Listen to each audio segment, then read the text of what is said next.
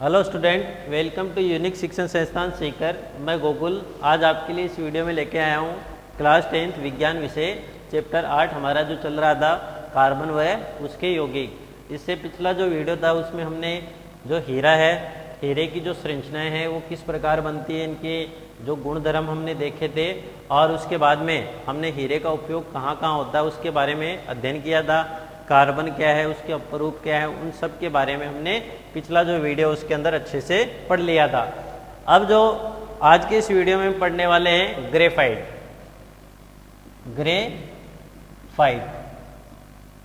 अब जो ग्रेफाइट है, ग्रेफाइट के गुणधर्म पढ़ने वाले हैं या उनकी विशेषताएं पढ़ने वाले हैं। तो सबसे पहले हमें पता होना चाहिए कि ग्रेफाइट जो शब्द है वो कहाँ से निकला है। तो ग्रेफाइट जो शब्द है वो किसका एक रूपांतरण है, ग्रेफो का। ग्रेफाइट ग्रेफो शब्द से निकला है या ग्रेफो शब्द से बना हुआ है।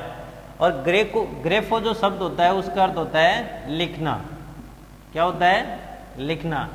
तो अर्थात हम बोल सकते हैं कि जो लिखने वाली जो हमारी पेंसिल होती है, लिखने वाली पेंसिल, उस लिखने वाली पेंसिल में किसका उपयोग किया जाता है? ग्रेफाइट का उपयोग किया जाता है। अब आता है ग्रेफाइट के गुणधर्म या विशेषताएं। तो ग्रेफाइट के गुणधर्म, तो ग्रेफाइट के कौन कौन से गुणधर्म होते हैं जिनके आधार पे हम इसको आसानी से पहचान सकते हैं। तो ग्रेफाइट का जो पहला गुणधर्म आता है वो आता है कि ग्रेफाइट में प्रत्येक कार्बन परमाणु 3 अन्य कार्बन परमाणु के साथ मिलकर, ग्रेफाइट में प्रत्येक कार्बन परमाणु अन्य 3 कार्बन परमाणु के साथ, अन्य 3 कार्बन परमाणुओं के साथ मिलकर या बंध बनाकर एक षटकोणीय वलय संरचना का निर्माण करते हैं। बंध बनाकर तो जो बंध बनाएगा वो किस में होगा? एक ही तल में। तो हम लिख सकते हैं एक ही तल में बंध बनाकर षटकोणीय वलय संरचना का, षटकोणीय वलय संरचना का निर्माण करते हैं, जिसमें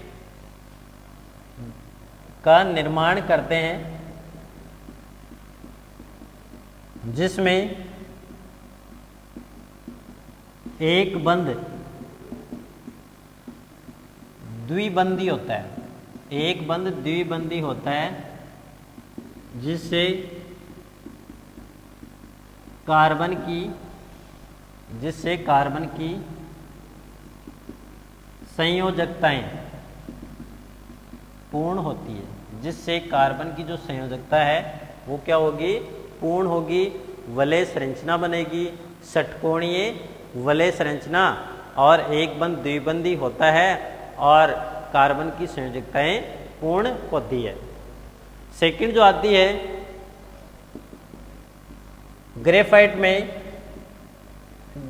में षटकोणीय वलय संरचना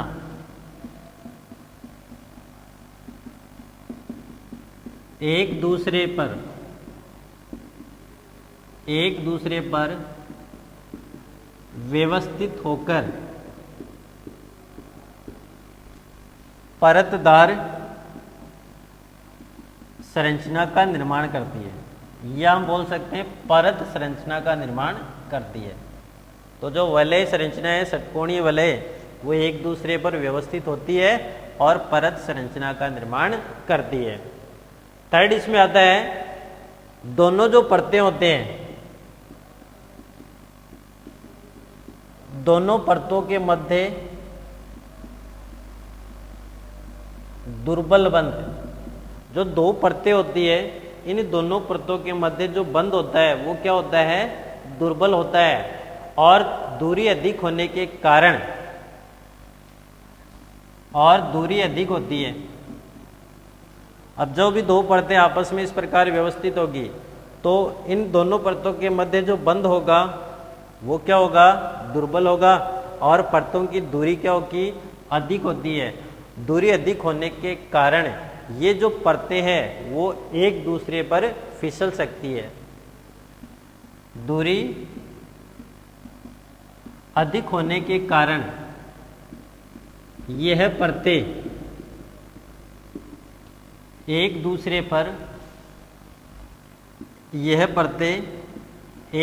पर फिसल सकती है, जिससे या जिसके कारण ग्रेफाइट का यूज शुष्क स्नेहक के रूप में होता है। जो लुब्रिकेंट के रूप में हम काम में ले सकते हैं इस ग्रेफाइट को, शुष्क स्नेह के रूप में इसका सामान्यतः उपयोग है वो कर लिया जाता है। अगला इसका जो विशेषता आती है या जो गुणधर्म आता है वो आता है, यह विद्युत का क्या होता है, सुचालक होता है। विद्युत क्या क्या होगा, सुचालक होता है। अब सुचालक कैसे होता है, तो इसके लिए हम ऐसे इसको समझ सकते हैं कि इनमें क्या होता है, दो परतों के मध्य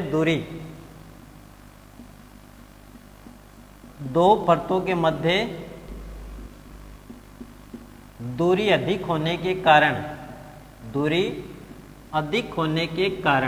एक तो कारण यह हो सकता है कि जो भी दो परतें हैं उनके बीच की दूरी अधिक होगी तथा मुक्त इलेक्ट्रॉन, ये बातें इंपॉर्टेंट है, मुक्त इलेक्ट्रॉन उपस्थित होने के कारण यह विद्युत का क्या होता है, सुचालक होता है। तो इसमें जो मुख्य आपको ध्यान रखनी है कि जो ये षटकोणीय वलय संरचना होती है इसकी, क्योंकि जो प्रत्येक कार्बन है वो 3 अन्य कार्बन परमाणु के साथ व्यवस्थित होकर षटकोणीय वलय संरचना का निर्माण करता है, और इनमें से जो एक बंध बनता है वो क्या होता है, द्विबंधी होता है, और जिसमें कार्बन कार्बन की जो संयोजकताएं क्या होती है, पूर्ण होती है। सेकंड आता है ये षटकोणीय वलय संरचना एक दूसरे पर व्यवस्थित होकर परत का निर्माण करती है। थर्ड आता है कि दोनों परतों के मध्य दुर्बल बंध और दूरी अधिक होने के कारण ये परतें एक दूसरे के ऊपर फिसल सकती है, जिसके कारण इसका जो उपयोग है वो शुष्क स्नेह के रूप में कर सकते हैं।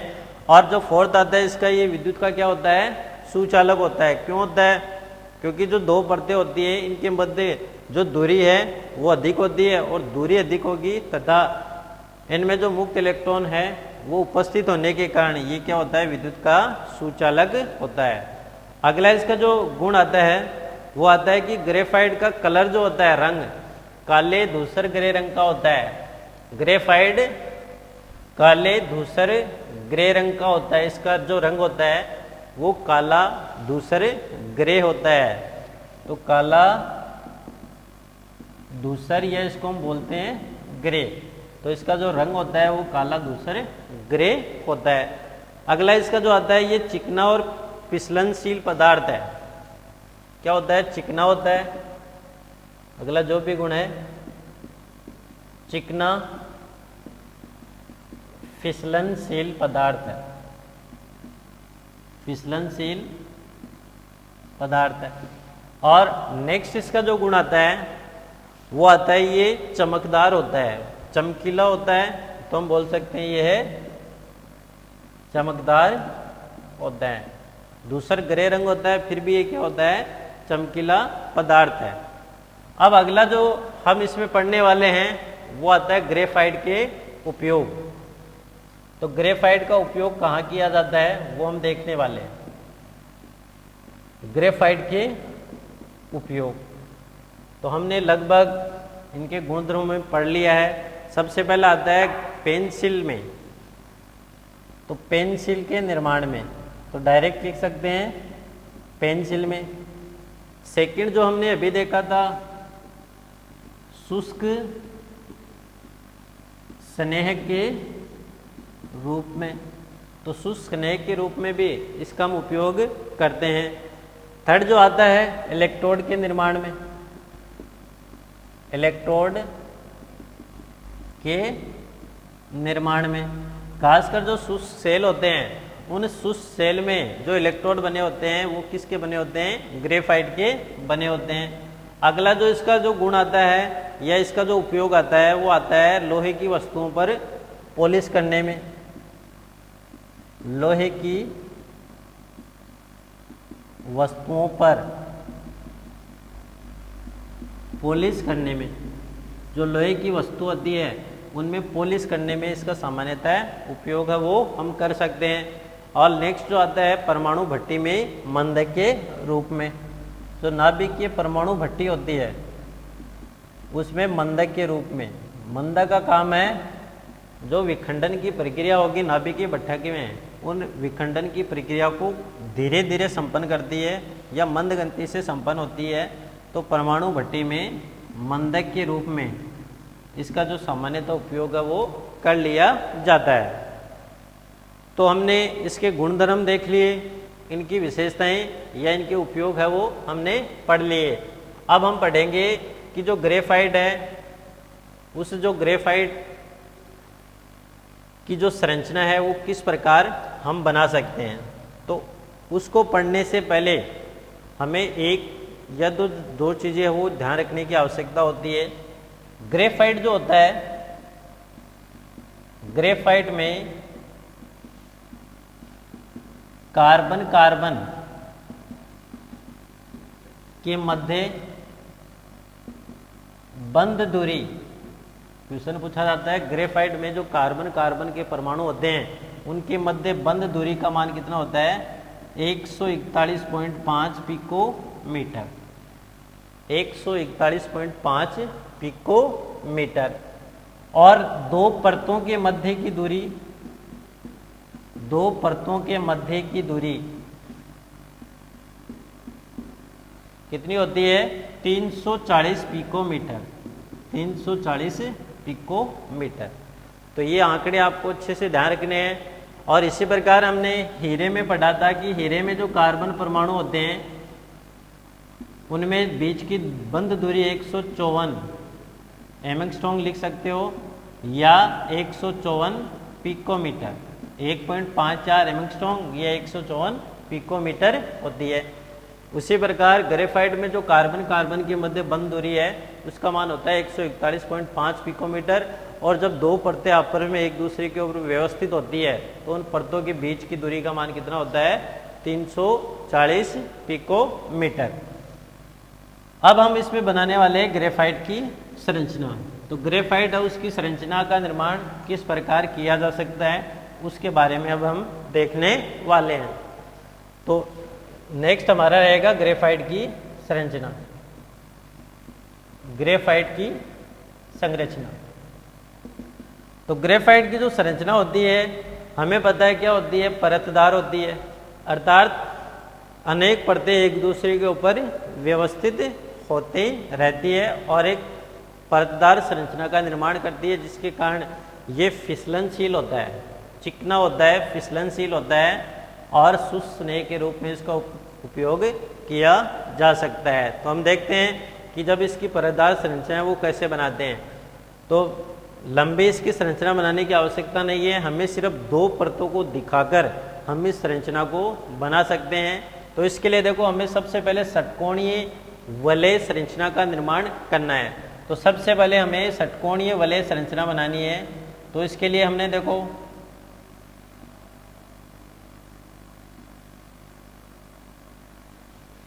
ये हम कर सकते हैं। अब इसमें देखो ये अगर बंद आपको छोटा दिखे ऊपर वाला तो सेम यहाँ पे भी जो बंद है वो इसके बराबर ही होना चाहिए। तो जैसे हम संरचना बनाते हैं सेम उसी के अकॉर्डिंग ये बनती है। अब हम देखते हैं इसमें देखो ये है, ठीक, सेम इसके बराबर हम बना दी और उसके बाद में ऐसे कर दिया।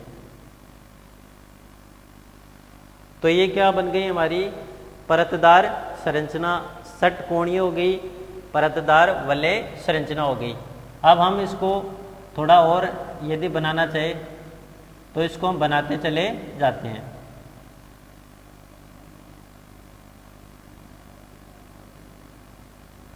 तो ये दूसरी परत हमने बना दी।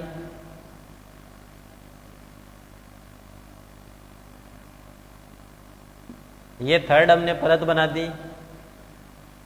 इसी प्रकार हम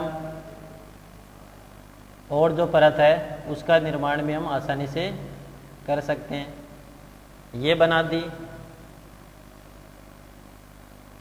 ये हम बना सकते हैं।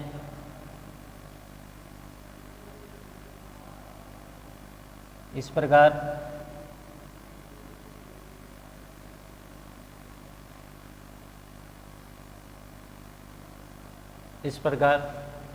इसी प्रकार हमने जो इधर है वो भी संरचना बना सकते हैं।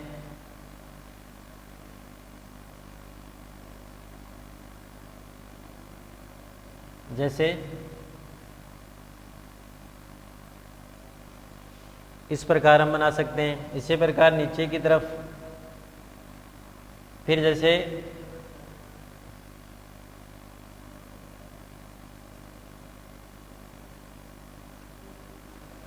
तो ऐसे हम संरचना है उसको बना सकते हैं। अब सेम यही संरचना हमें क्या बनानी है, जस्ट इसके नीचे बना देनी है, सेम ऐसी की ऐसी। जैसे आप इसको हल्का सा रंगीन भी चाहो तो कर सकते हो।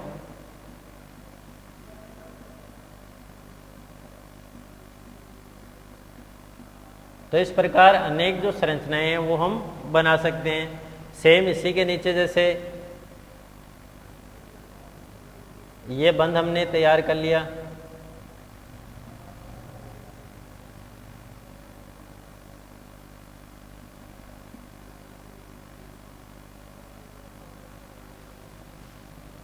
अब इधर से यदि हम बनाना चाहे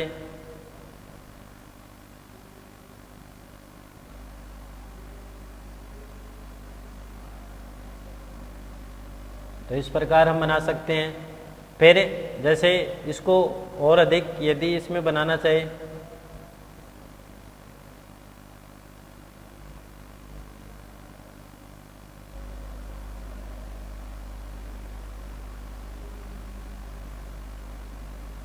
तो इस प्रकार यहाँ पे बना सकते हैं। इसी प्रकार जैसे यहाँ पे बनाना चाहिए तो ऐसी षटकोणीय जो वलय परतदार संरचना है उसका निर्माण हम कर सकते हैं।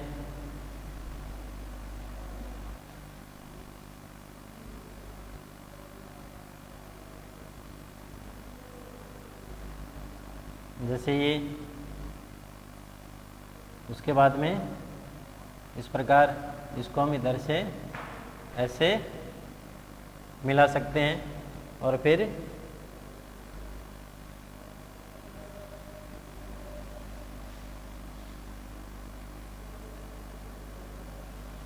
इस प्रकार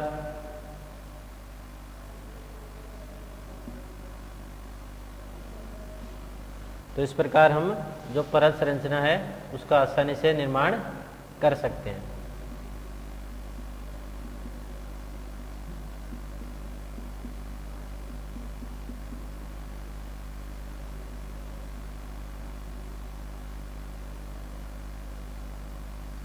तो इस प्रकार हम ग्रेफाइट जो है उसकी संरचना को निर्मित कर सकते हैं। तो हमने देखा कि ग्रेफाइट में दो जो कार्बन परमाणु होते हैं, इन कार्बन परमाणु की मध्य की दूरी कितनी होती है, 141.5 पिकोमीटर। इस दूरी का मान कितना होता है, 141.5 पिकोमीटर। और ये जो दो परतें होती है, इन दो परतों के बीच की दूरी का मान होता है 340 पिकोमीटर। इन दोनों परतों के बीच की दूरी का मान 340 पिकोमीटर होता है। तो इस प्रकार हम ग्रेफाइट की जो संरचना है उसको आसानी से निर्मित कर सकते हैं। और इसमें क्या होता है, ये दोनों परतें हैं वो एक दूसरे के ऊपर व्यवस्थित होती है और एक परतदार संरचना का निर्माण करती है और आपस में ये फिसलती रहती है, जिसके कारण इनका उपयोग खासकर जो है वो शुष्क स्नेह के रूप में किया जाता है। अब अगला इसमें हमें पढ़ना है फुलरेन। फुलरेन के बारे में हम चर्चा करते हैं।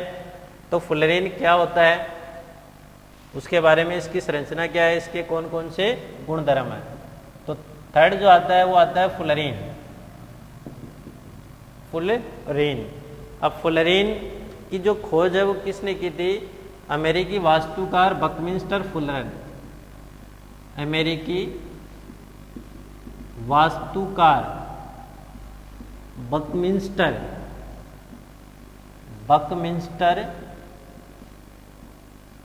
फुलर ने फुलरीन की जो खोज है वो की थी अमेरिकी वास्तुकार बकमिंस्टर फुलर ने फुलरीन की खोज की थी। अब इसकी जो संरचना है फुटबॉल के समान होती है। फुलरीन की संरचना किसके समान होती है, फुटबॉल के समान। इसके जो नाम है या खोज है अमेरिकी वास्तुकार बकमिंस्टर फुलर ने किया था, तो उसके समान पे इसका नाम क्या रखा गया, फुलरीन रखा गया। थर्ड आता है इसमें फुलरीन का जो अणु होता है, फुलरीन के अणु में कार्बन परमाणुओं की संख्या, कार्बन परमाणुओं की संख्या, फुलरीन के अणु में कार्बन परमाणुओं की संख्या 60, 70 या इससे अधिक हो सकती है, इससे अधिक हो सकती है। तो फुलरीन का जो परमाणु होता है या जो अणु होता है उसमें कार्बन परमाणु की जो संख्या है वो कम से कम 60 और उससे अधिक 70, 80, 90 इस प्रकार आगे तक हो सकती है। थर्ड आता है इसमें जो C60 है, C60 फुलरीन सर्वाधिक स्थायी है, सर्वाधिक स्थायी होता है। C60 यानी जिस फुलरीन में कार्बन परमाणु की संख्या 60 होती है वो सर्वाधिक स्थायी होता है। और सर्वाधिक स्थायी होता है क्यों, क्योंकि इसमें जो कार्बन परमाणु है वो आपस में निश्चित बंधों के द्वारा जुड़े रहते हैं। और इस C60 की खोज किसने की थी, बकमिंस्टर फुलर ने। बकमिंस्टर फुलर ने इस C60 की खोज जो है वो की थी, इसलिए इसे बकमिंस्टर फुलरीन भी कहते हैं। तो बकमिंस्टर फुलर ने इसकी खोज की, इसलिए इसका नाम क्या पड़ा, बकमिंस्टर फुलरीन भी इसको सामान्यतः बोला जाता है। फिर आता है इसमें फुलरीन जो होता है उसकी जो संरचना होती है ठोस गुंबद की तरह होती है, ठोस गुंबद की तरह होती है। फुलरीन की संरचना ठोस गुंबद की तरह होती है। और उसके बाद में इसमें जो अगला गुण आता है वो आता है इसमें C60 विद्युत का क्या होता है, कुचालक होता है। विद्युत का कुचालक होता है। जो बकमिंस्टर फुलर है उसके द्वारा खोजा गया C60 फुलरीन है वो विद्युत का क्या होता है, कुचालक होता है। सेकंड इसमें हम पढ़ेंगे कि जो फुलरीन जो होता है उसमें कार्बन कार्बन परमाणुओं के मध्य की जो दूरी होती है जिसको बंध दूरी कहते हैं, उसका मान होता है 1.40 एंगस्ट्रॉम या 140 पिकोमीटर। जो बंध दूरी का मान होता है वो 1.40 एंगस्ट्रॉम या 140 पिकोमीटर होता है। नेक्स्ट इसका जो हम पढ़ने वाले हैं, जो फुलरीन होता है उसमें जो C60, तो इम्पोर्टेंट है ये C60 में टोटल कितने फलक होते हैं, C60 फुलरीन में 32 फलक होते हैं। इम्पोर्टेंट क्वेश्चन है, कंपटीशन एग्जाम में भी बहुत बार पूछा गया है और परीक्षा की दृष्टि से भी ये इम्पोर्टेंट है। फुलरीन C60 फुलरीन में 32 फलक होते हैं, जिसमें 20 फलक होते हैं वो क्या होते हैं, षटकोणीय। क्या होते हैं, षटकोणीय। और जो 12 फलक होते हैं वो क्या होते हैं, पंचकोणीय। ये ध्यान रखना है, C60 जो फुलरीन है उसमें 20 फलक षटकोणीय होते हैं और 12 फलक पंचकोणीय होते हैं। तो इस प्रकार हमने फुलरीन जो है इसके गुणधर्म और विशेषताएं पढ़ चुके हैं। अब अगला इसमें हम पढ़ते हैं फुलरेन के उपयोग। तो फुलरेन का उपयोग कहाँ कहाँ किया जाता है इसके बारे में हम चर्चा करते हैं। तो अगला पॉइंट आता है फुलरेन के उपयोग। तो फुलरेन का उपयोग सबसे पहले हम इसको यदि पढ़ना चाहिए तो पहला आता है प्राकृतिक गैस के शुद्धिकरण में। प्राकृतिक गैस के शुद्धिकरण में, तो प्राकृतिक गैस के शुद्धिकरण में फुलरेन का उपयोग किया जाता है। सेकंड आता है आणविक बेयरिंग में। आणविक बेयरिंग में। और जो थर्ड इसका उपयोग आता है वो आता है उच्च ताप पर अतिचालक होने के कारण, उच्च ताप पर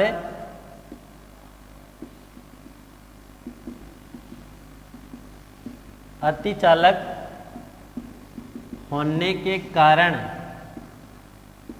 इसका उपयोग, उस ताप पर अतिचालक होने के कारण इसका उपयोग तकनीकी रूप से कर सकते हैं। तकनीकी रूप से किया जाता है।